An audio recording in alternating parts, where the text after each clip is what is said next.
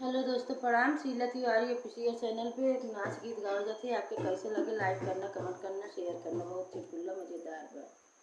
रंगीन साड़ी ले बिराजा जान की नाही